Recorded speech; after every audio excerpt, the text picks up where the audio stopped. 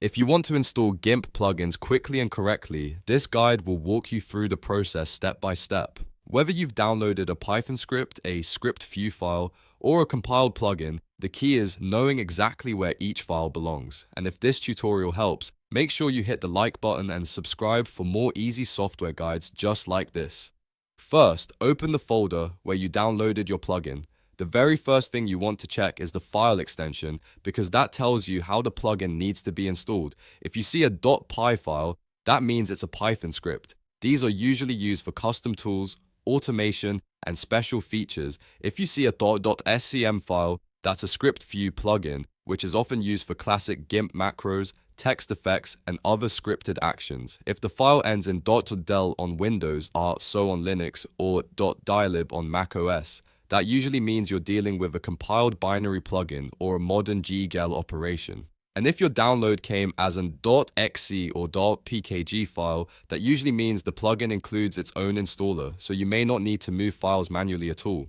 Now that you know what type of plugin you have, the next step is to find the correct GIMP folder. Instead of guessing and searching through hidden directories on your computer, let GIMP show you the exact path.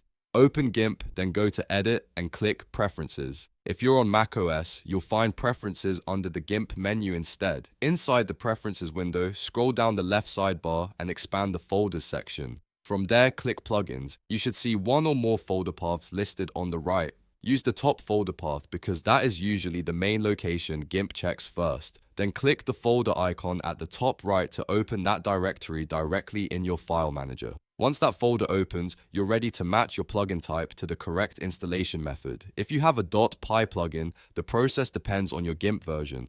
For GIMP 3.0 and newer, each plugin needs its own matching folder. So if your file is called coolfilter.py, create a folder named coolfilter inside the plugins directory, then place the coolfilter.py file inside that folder. If you're using GIMP 2.10 or an older version, the process is simpler. Just place the loose .py file directly into the main plugins folder. No extra subfolder is needed in that version. If your plugin is a .scm script view file, do not place it in the plugins folder. Instead, go back into GIMP preferences, open the folder section again, and this time click scripts. Open the top folder path there and drop your .scm files directly into that folder. If you have a date.dl.so or .dylib file, that's a compiled plugin or GEGL filter, and it usually belongs in the same plugins area, but the exact setup can vary depending on the plugin. In many cases, those plugins may also come with special installation instructions, so always check the download notes first.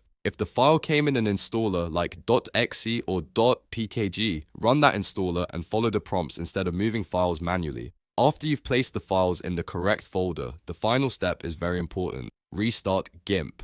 Plugins usually won't appear until the program has been closed and opened again. Once GIMP restarts, check the menus where the plugin should appear, such as Filters, Script View, or a custom menu created by the plugin. If everything was installed correctly, your new plugin should now be ready to use. And if you ever don't see it right away, double check the file type, the folder location, and whether your GIMP version needs a matching plugin folder. That small detail makes a huge difference. So that's how to install GIMP plugins the easy way. If this video helped you out, please give it a like, subscribe for more tutorials, and I'll see you in the next one.